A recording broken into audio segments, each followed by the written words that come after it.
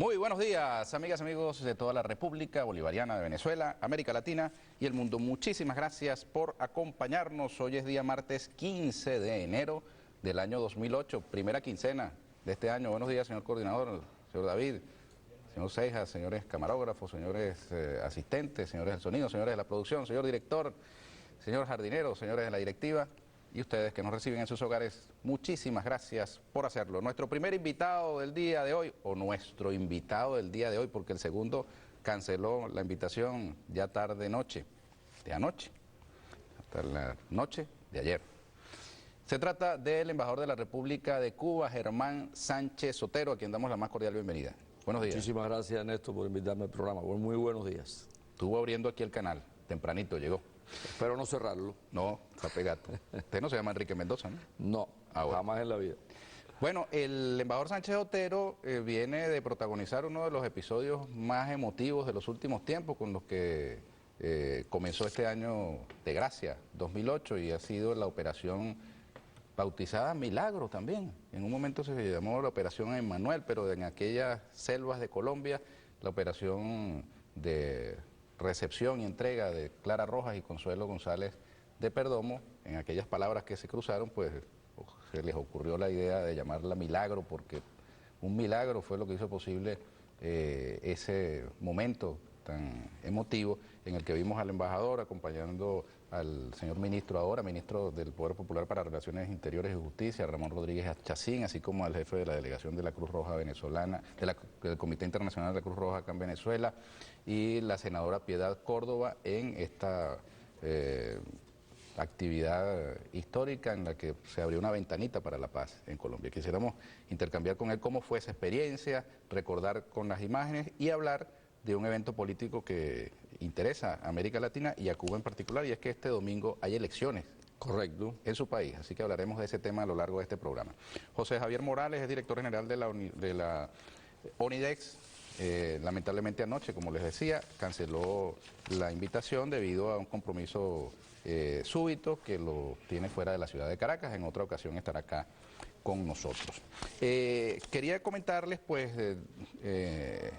el domingo, el día del discurso del presidente Chávez, en la presentación de su memoria y cuenta ante la Asamblea Nacional, lanzó una propuesta que ha tenido repercusión internacional durante estos días sucesivos.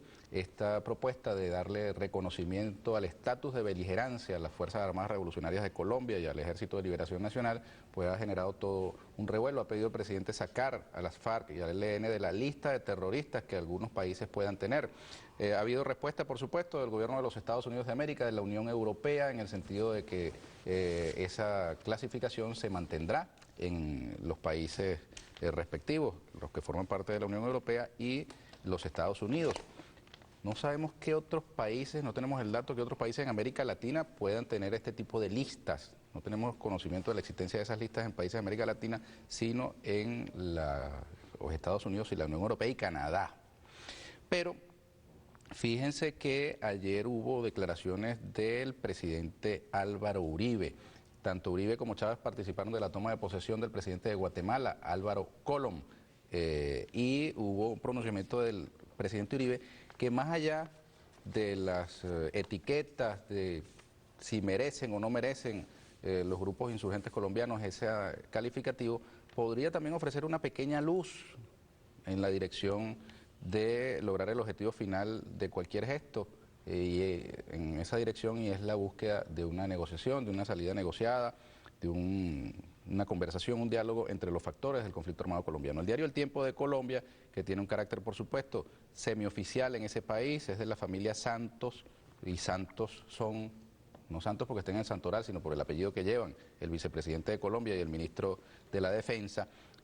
Por cierto, son socios estos propietarios del diario El Tiempo del grupo Prisa, que son a su vez dueños de Editorial Planeta y del diario El País de España. Hay una comunidad de intereses económicos, obviamente ideológicos y políticos, en ese grupo mediático, pero fíjense cómo titula el diario El Tiempo el pronunciamiento del presidente Uribe. Álvaro Uribe ofrece levantar estatus terrorista a las FARC si hay proceso de paz. Fíjense cómo el presidente Uribe, según esta declaración, muestra disposición a algo parecido a lo que el presidente Chávez ha propuesto, pero deja la pelota en el campo de las FARC. Veamos cuál fue la declaración textual del presidente colombiano. En el momento en que las FARC hagan demostraciones de buena fe, que quieran negociar la paz, el gobierno está dispuesto a concederles todos los beneficios dentro de la Constitución, a facilitar ese proceso de paz, y en el momento en que avance la paz con la FARC, el gobierno de Colombia sería el primero que dejaría de llamarlo terrorista y el primero que le pediría al mundo que como contribución a la paz no se les llame más terroristas. Fíjense ustedes que la decisión de catalogar o no a un grupo armado como terrorista es voluntaria, es, digamos, potestativa de un gobierno o de la comunidad internacional. La etiqueta, más allá del contenido, digamos, subjetivo que pueda tener, tiene consecuencias, pues difícilmente se logra un acuerdo de paz con un grupo al que al mismo tiempo se le llame terrorista. Por supuesto que y el embajador tiene muchísimo más conocimiento que nosotros de estos temas de derecho internacional.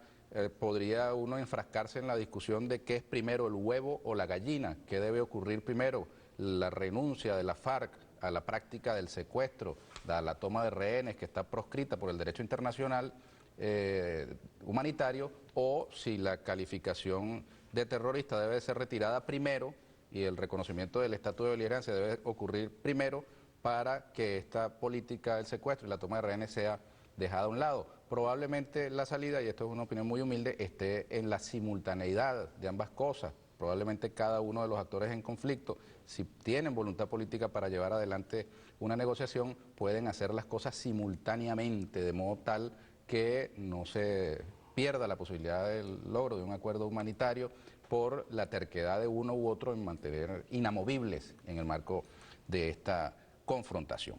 Pero bueno, es un comentario de un ciudadano latinoamericano, no compromete a más nadie que a mí mismo. Hoy no vamos a hablar solamente de ese tema, embajador.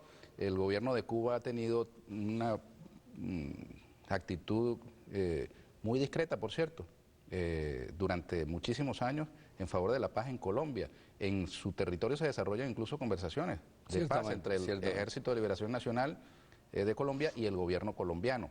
Me avisan, mi estimado, cuando tengamos los videos de la operación a tiro para recordar aquellos momentos. Pero antes, embajador, el tema de las elecciones en Cuba, cuéntenos, ¿qué es lo que se van a elegir este domingo en su país? Sí, como tú afirmabas, Ernesto, el próximo domingo, 20 de enero, que por cierto es la fecha también en que conmemoramos el Día de la Cultura Nacional Cubana, se van a realizar las elecciones en su fase última, generales, en este caso para elegir a los delegados a la Asamblea Provincial de las 14 provincias y, por supuesto, los diputados a la Asamblea Nacional.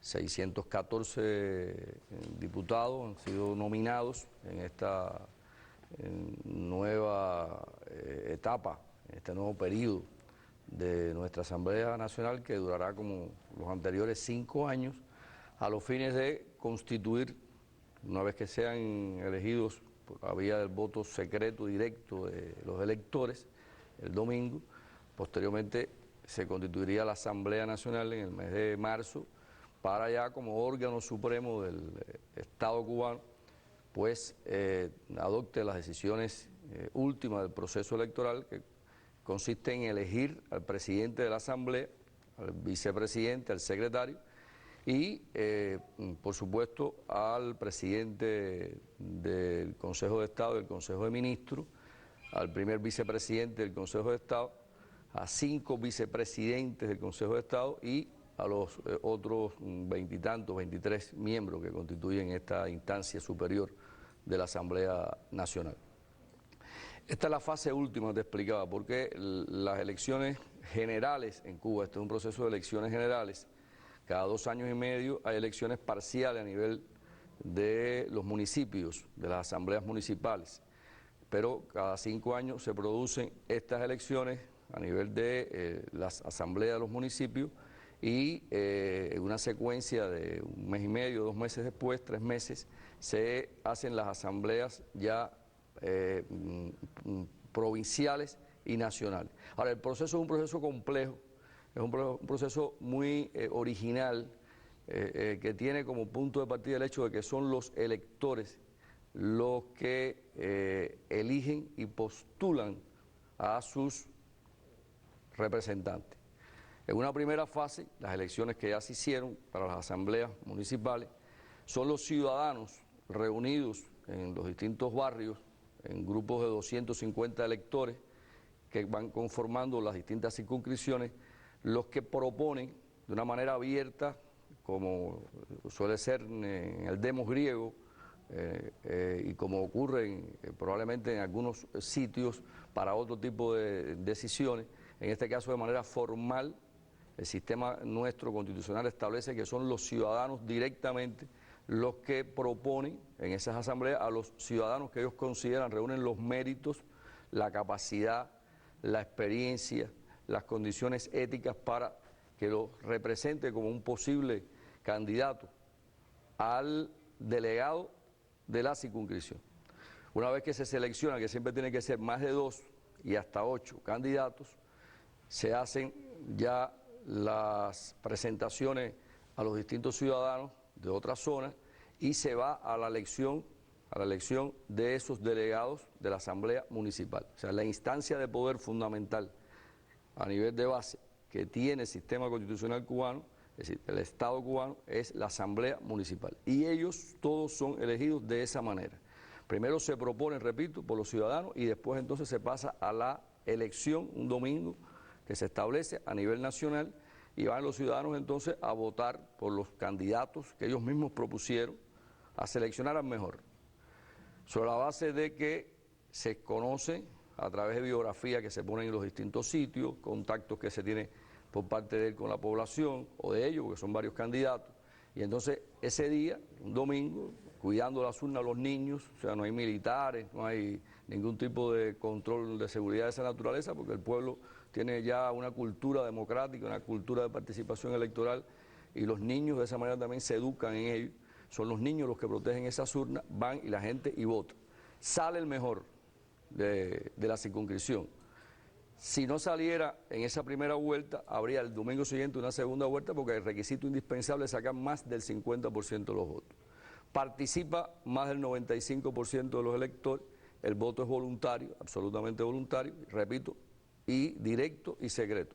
Y el escrutinio se hace delante de la propia población que accede al momento en que ya se hace el conteo de los votos. Esa es la primera fase del proceso electoral.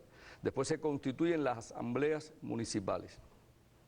Y son las asambleas municipales las que postulan, ellas seleccionan y postulan a los candidatos para las asambleas provinciales y la Asamblea Nacional.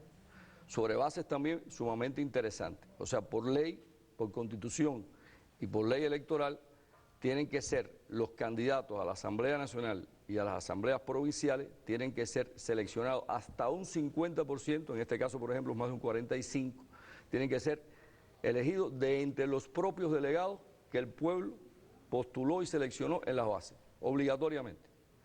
Y un 50% o un poco más ya serían seleccionados, propuestos por el sistema de organizaciones de la sociedad civil, Confederación de Trabajadores de Cuba, los Central de Trabajadores de Cuba, Asociación Nacional de Pequeños Agricultores, las organizaciones femeninas, Federación de Mujeres Cubanas, juveniles, estudiantiles, y a partir de un proceso de debate, de maduración de las informaciones procedentes de las bases, de propuestas que se hacen, miles y miles de propuestas por la gente, es que va accediendo una comisión electoral a toda la base informativa que le permite entonces hacer una propuesta de candidato.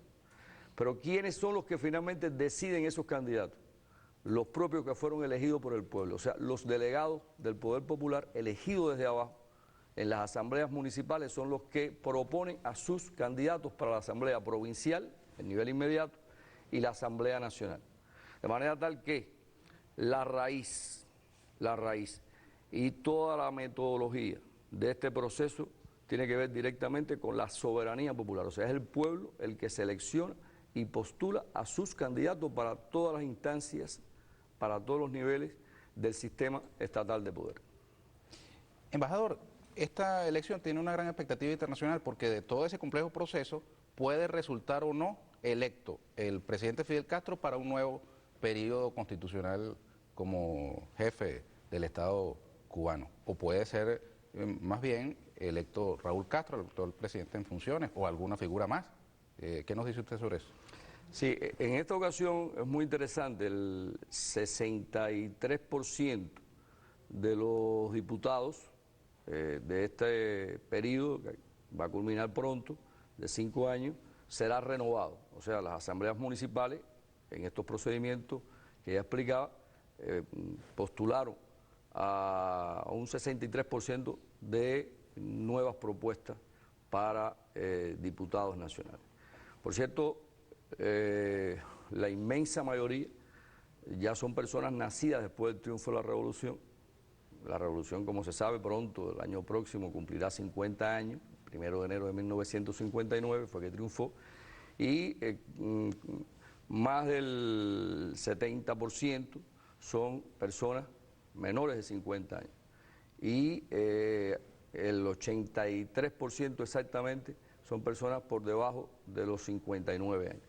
De manera tal que es una Asamblea Nacional que incluye representaciones de toda la generación, de todos los colores de nuestro arcoíris racial, cultural, religioso, porque la Asamblea expresa como una gota de agua, expresa la composición de nuestra sociedad.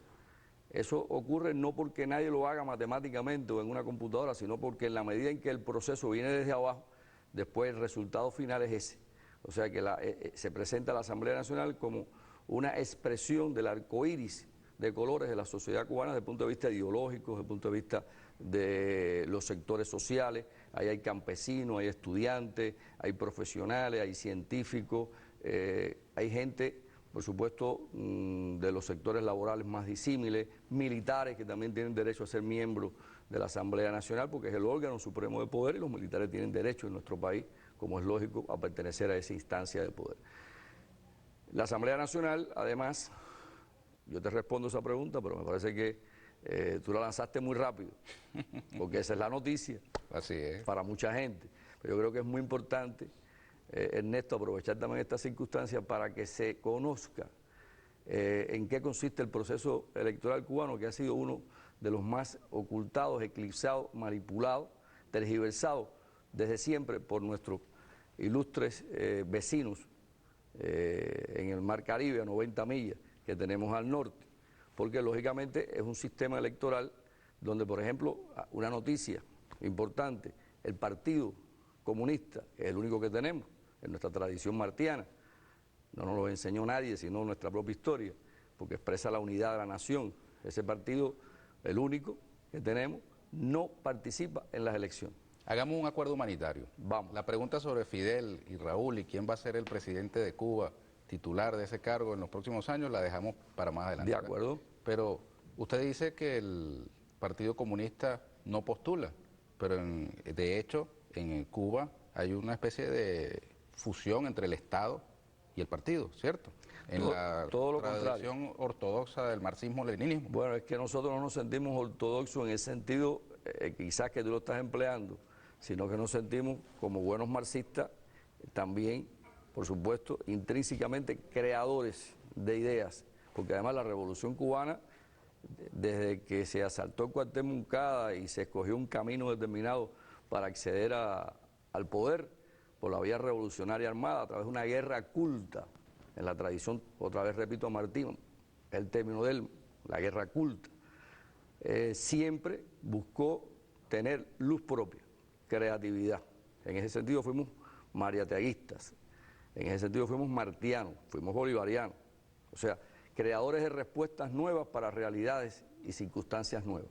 Y la revolución nació siendo, en aquellos tiempos, un hecho herético, un hecho excepcional, porque fue contra lo que estaba establecido como lógico, como necesario para hacer una revolución. Ahora, el sistema de Por lo partido tanto, único fue una también revolución, existía en la Unión fue una Soviética, revolución ¿no? en ese sentido más que ortodoxa, heterodoxa, Ok, pero el original. partido único también lo había en la Unión Soviética, ¿no? Sí, pero nosotros teníamos nuestro partido único concebido y creado por Martí para alcanzar la independencia de España, porque como nosotros fuimos la última colonia en lanzarnos a una guerra contra el sistema colonial dominante, ya Martí, hombre de finales del siglo XIX, el primer bolivariano probablemente de esos tiempos, y con una lucidez extraordinaria, planteó que la única forma de alcanzar en una isla pequeña contra aquel imperio grande, que era España, que había perdido todo el ramal de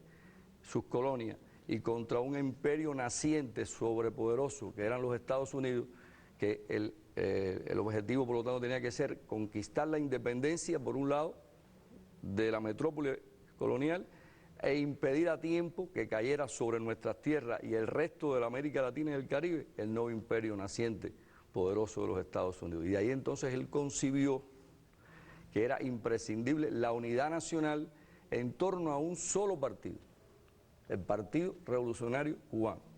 Él mismo escribió sus bases, sus estatutos, y fue un partido con todos y para el bien de todos, o sea, un partido para la nación cubana, un partido para todos los cubanos que coincidían en un objetivo: lograr la independencia de España, alcanzar un sistema democrático con participación y para bien de todos y no de unos cuantos, un partido por lo tanto único que le diera grandeza, que le diera potencia, que le diera fuerza a nuestra sociedad.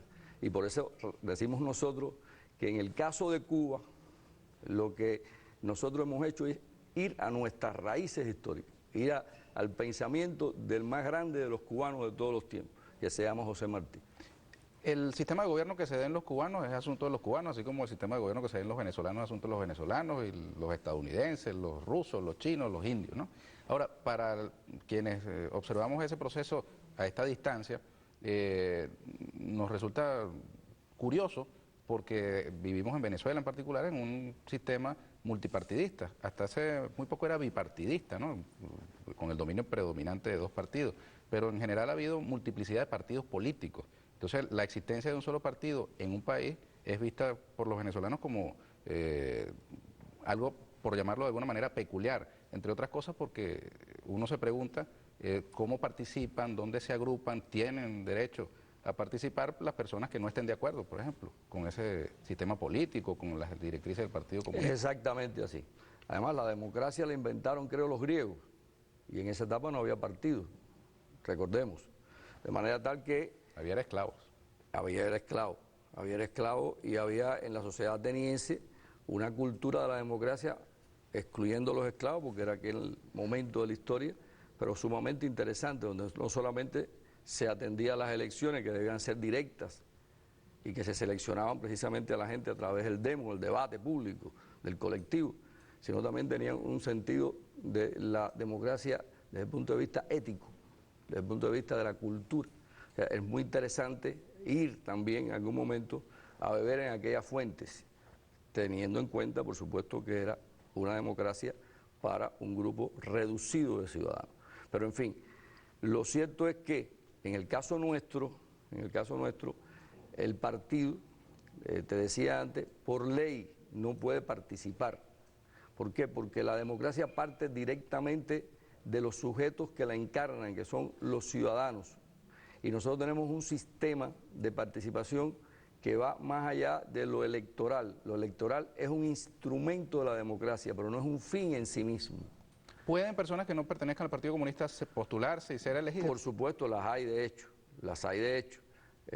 personas de militancia en el partido o que no tengan la militancia en el partido. La inmensa mayoría tienen la militancia en el partido, pero no es porque el partido los postula, el partido no puede postular, insisto, lo es por la coincidencia feliz en el hecho de que los militantes del partido son personas, ciudadanos, sumamente respetados por la forma en que también ellos son elegidos, que parte precisamente de la gente, y porque son personas que tienen ética, porque son personas que son militantes del partido, porque resultan los más sacrificados de la sociedad, porque son personas que participan activamente en la solución de los problemas de su comunidad, de su centro de trabajo, de su centro de estudio, se destacan y por eso son militantes del partido.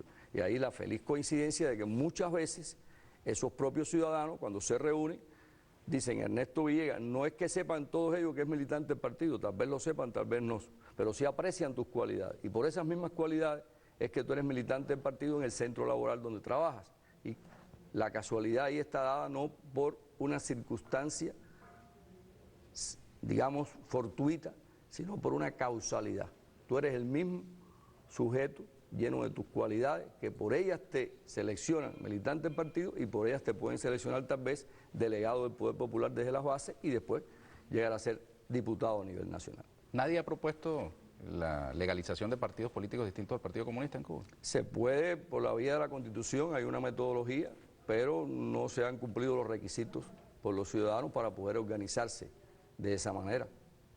Pero constitucionalmente existe una... Tú te puedes postular con ideas totalmente contrarias a la revolución. Tú puedes levantar la mano en una asamblea, en tu cuadra, en el sitio donde tú vives, o alguien proponerte y decir: yo propongo a fulano de tal porque esta es una persona que está muy claro, él defiende las ideas de Bush, considera que en Cuba la revolución ha sido una perversión, lo que ha hecho es traerle miseria, problemas a nuestra sociedad, esto es una dictadura, este país no funciona, etcétera, etcétera. Tú tienes derecho a decirlo en una asamblea y los otros a responderte y los otros a levantar la mano después, expresando de una manera democrática si están de acuerdo o no con tu candidatura. Estos grupos y si llegaras a salir candidato, después irías al escrutinio, o sea, irías después como candidato, con esa perspectiva, con ese perfil, al domingo en que se hacen las elecciones a través del voto secreto directo, y la gente ese día dice: estoy de acuerdo con esta persona, no estoy de acuerdo. O sea que el proceso es desde abajo, un proceso transparente.